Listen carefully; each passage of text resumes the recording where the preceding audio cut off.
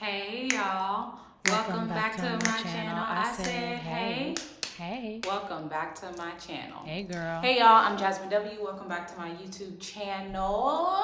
Now y'all know I like to jump right into it, but first I must let you know that I will be coming to Chicago with my friend Brandy Denise on April 30th. Here's the flyer right here. If you want to come see us do some stand-up, it's going to be a really fun show. It's going to be slightly different from your typical stand-up show. Then come out and see us, baby. We're going to be telling jokes. We're going to be kikiing. Of course, we're going to have a meet and greet after the show.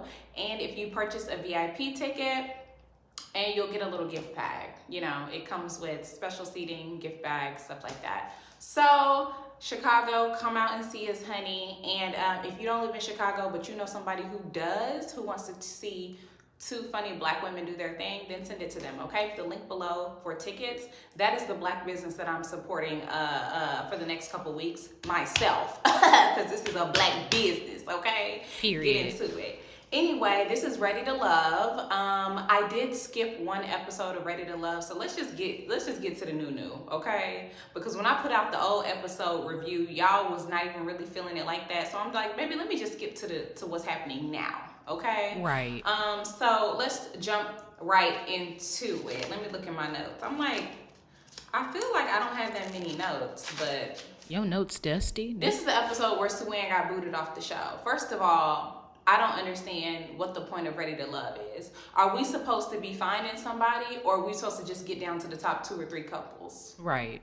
Because I thought the whole purpose was to find somebody. So if Blake and Suann have a connection, why are they getting kicked off? They should automatically make it to the end of the show, in my opinion. But, you know, Ready to Love don't make sense. At all. It don't make sense. So it's not about making sense. It's about continuing the process, which the process is to find somebody, but I thought the process was done because we found somebody. Like, anyway. Yeah. Whew, honey, don't let me try to make sense of this, okay? It's ready to be kicked off the show is what it is. Blake sat there and watched Suann go home like this. Trying to poke out his dimples, honey. First of all, I don't understand why you're sitting there watching her go home. If you really feeling her like that, like, wouldn't you stand up and be like, excuse me, I'm going to go too, because that was my connection. Like, wouldn't you want to leave hand in hand with Suann like they do on Love Island? Yeah. I don't understand what's the point of him sticking around or just sitting there watching her. And then leaving later. Watching her leave. I just didn't really get it. And then Blake decided that he was going to go home. But he never even said, oh, I already, you know, I made a connection with Suann. I can't wait to continue the process with her outside of the show. He never said nothing like that. So I'm like, did y'all really make a connection, or what really happened here? Because I'm feeling like this was nothing. It wasn't nothing. And I'm feeling like Blake, well, I already said in past reviews that Blake really wasn't feeling her anyway. But now I'm really feeling like he wasn't feeling her. Like, what was the whole point? What was the point? And you bought her this little raggedy, I don't even think he bought her the bracelet. I think he regifted it. Yeah. You regifted her this little bracelet. You made it seem like she was, you and her had such a strong connection, but you don't follow her after the show. Make it make sense. Can't wait for the reunion on that one. Why did Anthony say that Suann needed to go so that he could focus on his main connections? Baby, Suann was not interested in connecting with you. She made it like as clear as day, as nice as she could. She was not interested in you. So I don't understand what you're talking about, Anthony. Oh my God, talk about delusional. And then Mercedes dropped him. She was like, you know what? You have a daughter. I'm not into it. I guarantee if Mercedes met a man who had a daughter that she was feeling 100%, she wouldn't care that he had a daughter. At all. She just don't like you, Aunt. And that's facts. And the daughter was a really good excuse. Oh, I'm not ready to be a mom, or I'm not ready to take it there. But the reality is, I guess some people really don't want to be with people that have kids. I understand. But if you meet somebody that you really, really feeling and they have one child, I don't understand why that would be the barrier. But I mean, y'all, I don't know. I'm a product of a blended family, and I'm also a single mom now, so I'm obviously biased. Right. But I just don't think that Mercedes wanted to be with him. I personally don't think that. Because even when I was younger, I have dated somebody in the past before I even got married that had kids. So you was young. I was just kind of like, oh, it's not a big deal. Like, you have a kid, like, it's life. I ain't got to babysit, hell. Anyway, Anthony and Cynthia, because Sue-Ann left and because Mercedes dropped Anthony, he ran into Cynthia's strong arms, honey. And you know what? She a strong black woman, honey. And she was right there to pick up the pieces. Pick up the pieces of his heart. She was right there. And you know what? Cynthia is beautiful. She has a lot going for her. She don't be talking about nothing, but she is just a sweet person. You could tell she's a good friend. She's probably a great partner. I'm like, baby, you could do better than Aunt, but she love her some Aunt, so who am I to judge? I seen one of y'all in the comments say, Aunt is so attractive. I said, let me get some glasses. Hold on. Let me, do I need to get some glasses? Anyway, let me. Girl.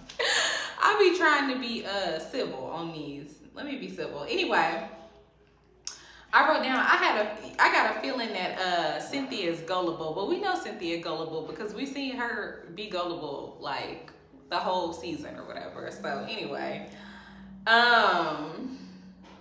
Blake finally left. He sat down with nephew Tommy, and nephew Tommy was like, have you exhausted all of your options? Is there nobody else you feeling? Nephew Tommy, haven't you sat down with these men every other week for the past like 4 or 5 weeks? He don't be listening.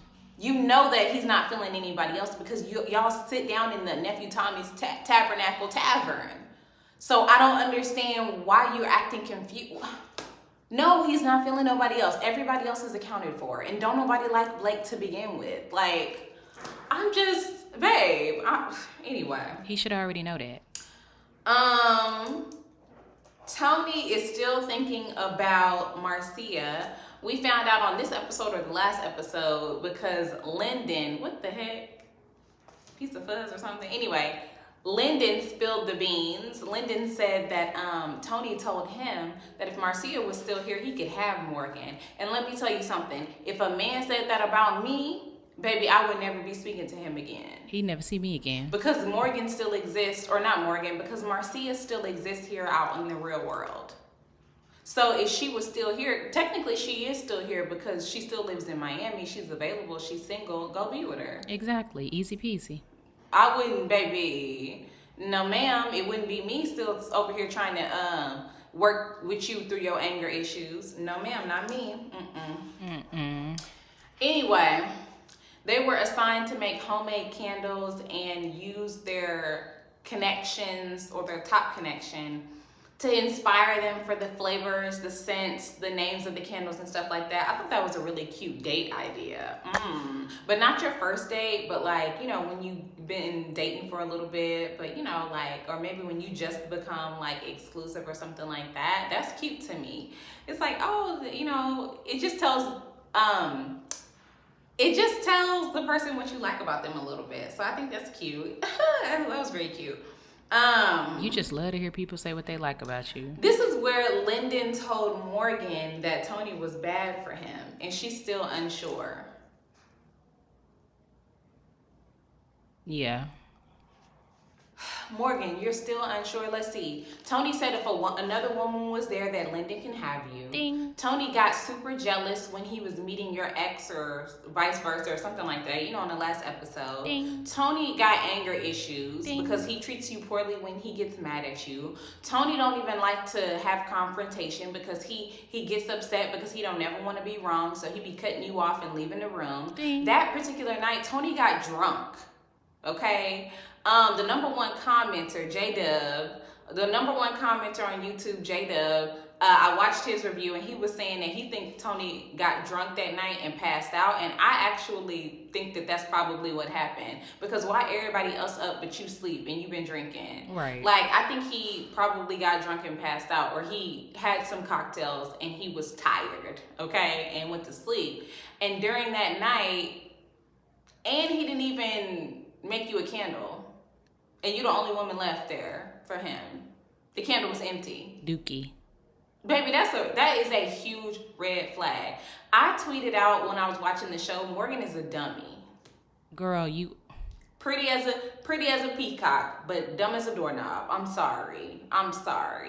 Like, baby, it's obviously he's not good for you. It don't take a rocket scientist. It don't take Bill Nye the Science Guy to know that. And you are still over here talking about some, I don't know. Well, I don't know. You don't know because you need to go to therapy, Morgan. It helped me. Girl. Go to therapy, honey. Like, girl, get some help. Morgan was crying in the room, and I said, Cynthia is such a good friend, because Cynthia went in there to comfort her. Cynthia's always comforting Morgan. I'm like, Morgan, I feel like Morgan might be the type of friend you always giving to her, and she don't ever get nothing back, because she always going through her own stuff. Yeah. Anyway. She Terry from my Instagram and TikTok videos. Go check them out. Lyndon done told Morgan, Cynthia done told Morgan, everybody's telling Morgan that Tony's not a good fit for her, and Cynthia is still saying, but I feel how I feel. You mean Morgan? But I feel how I feel. Okay, and everybody's telling you that there are some really big red flags that you're ignoring, but you feel how you feel. So just be with them then. Yeah, be with them. What you want us to do? You feel how you feel now. Be with them. Like, okay. I'm done talking about it. Tony got mad when Morgan was crying in the room. He said, I think I'm jumping around a little bit. But Tony got mad. Tony was like, if you feel the way about the man, if you feel the way about the dude, then be with him. Be with him. You don't even know why she's crying. Because you went in there talking about what's going on. What's the big problem? What's happening? What's going on? Instead of saying, hey, Cynthia, can I talk to Morgan for a minute? Yeah, Morgan, baby, what's wrong? Why you crying? And embracing her the way Cynthia was doing.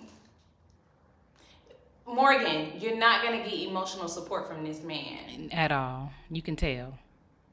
This man is not going to emotionally support you. Anyway. Let's move on to somebody else, honey. When Jeffrey... Anybody else but Jeffrey. So let's talk about the candles for a minute. Oh, Lord. Jeffrey made a candle for PSL, Ponytail Shag Lock. And she said that she's found her biblical husband. I don't even have nothing to say, to be honest, y'all. It's just... You found your biblical husband? Biblical husband. Amen. What biblical you read? Okay. You found your biblical husband. Girl! What chapter? Girl, anyway. If you didn't watch my last review, the double episodes, one I did, go watch it, because I break Jeffrey down in that one. We skip to the part about Jeffrey, because I break it all the way down, honey. Anyway, Mark Anthony had 2 candles. But the one he gave Mercedes called her his brown sugar thing. Wow, how romantic. Last week I said it was something about Mark Anthony, and I think he just might be just... Anyway, and Jeffrey said that Mark Anthony showed his ego. He really showed his ego when he was giving Mercedes her candle. I really noticed that about Mark Anthony. Girl, you just mad because Mark Anthony gave Mercedes a candle and he was over there flirting and cuddled up and giggling and shiggling with her. Exactly.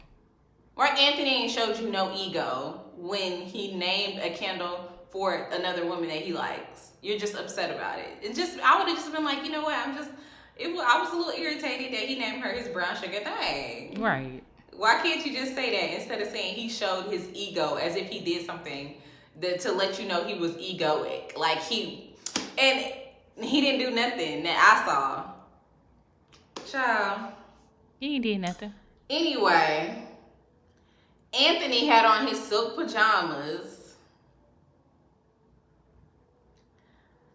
Girl, let it go. Okay. And he named his candle for Cynthia Coffee because he want to wake up to her every morning.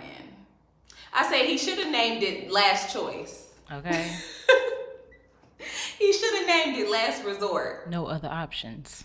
Okay, final option. Dumped. This is it. Okay.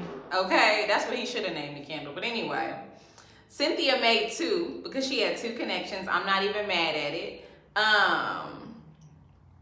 What I wrote down is I want to see, this is why you don't let people who are in a relationship or, you know, working towards a relationship with just each other get booted off the show. Because I want to know what Blake's candle for Susu would have been. It would have been empty and blank. That's what I want to know. And y'all better ask it at the reunion too. I hope the reunion ain't happened yet because I know they probably be watching my channel. I want to know if Blake made a candle for Susu, what the name would have been, what the fragrance would have been. Because I just want to prove that he don't really like her like that. It would have been unscented. Anyway, Jeffrey was mad that Ponytail Shad the Lock made 2 candles, but she couldn't show it because she's too busy trying to be a Stepford wife. And when you a Stepford wife, you don't have emotions.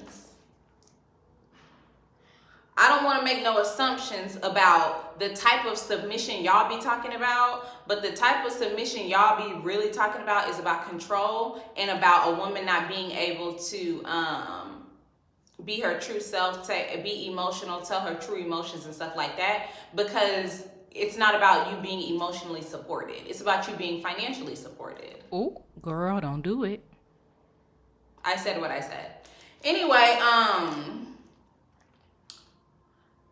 like I said before when I was talking about Tony and Morgan, Tony went in his room and passed out and Morgan finally got some peace, even though I thought he was your peace. When she said that. I would never choose to be with nobody who, when they go to sleep or leave, I say, I finally get some peace. What you said, okay. When you're really in love and you know, and most people who have been in love know this, you want that person to wake up and stay up with you. You say, I finally get some peace when your kids go to sleep. Okay. Anyway, like right now. Morgan said that Tony deserves some grace. I wrote down by. And then Morgan said, and she also said this in Nephew Tommy's Tabernacle, that the heart wants what the heart wants. That don't make no sense. The heart wants what the heart wants. I'm not gonna get everything I need from this man, but the heart wants what the heart wants. The heart needs to go to therapy. Yeah. The heart and the brain needs to go. Because seeing that somebody is not right for you and saying, you know what, the heart wants what the heart wants is like, I'm ignoring all the red flags. I'm ignoring what my brain is telling me. I want to be with this man. The question is why? Sounds like you settling. Dr. Jazz, therapy Jazz, honey. At the end of the episode, Morgan sat down with Lyndon, and honestly, my child cut the TV off on accident because she said, hey, I'm gonna need a protector, a provider, and a godly man. And then my kid cut the TV off, and when I turned the TV back on and got it back to the right channel, she was telling Lyndon, crying and saying that they weren't a fit. I guess he told her he couldn't meet those needs, right? And Morgan said, I just need more. And the Tony is more? Right. He seemed less to me, but. Anyway, if you sent Lyndon home, why are y'all kissing? Explain that. Why are y'all kissing? Because you know when Tony sees this, he not gonna like it. Lyndon was like, oh, Tony's gonna kill me. No, Tony's gonna kill Morgan. Tony's gonna kill Morgan. Tony, to me, he has anger issues. He needs to work on his anger. He needs to mature. He needs to work on his listening. Lyndon was a good listener. Do I think that him and Morgan were a good match? I just don't. I don't feel like there was any fire between them. And that's what Morgan sees with her in her relationship with Tony. She sees fire. So that's why she liked being with him. But that doesn't mean that just because you have fire with somebody and there's fire and desire and lust and all of that doesn't mean that that's the person for you. It's obviously that he can't meet her needs, but she's still moving forward with him. Y'all know Lynn didn't want to be a rapper. So anyway, that is that episode of Ready to Love. We're getting close to the end of the season, which I'm really ready for, honey. I feel like this season has gone on forever. So much so that when I see flashbacks of old people that was on the show that got eliminated, I was like, is this season or last season, honey? I'm just, all the seasons are just blurring together. And I'm tired. Anyway, if y'all still here and you ain't subscribed to my channel, you a hater. Bye. Bye.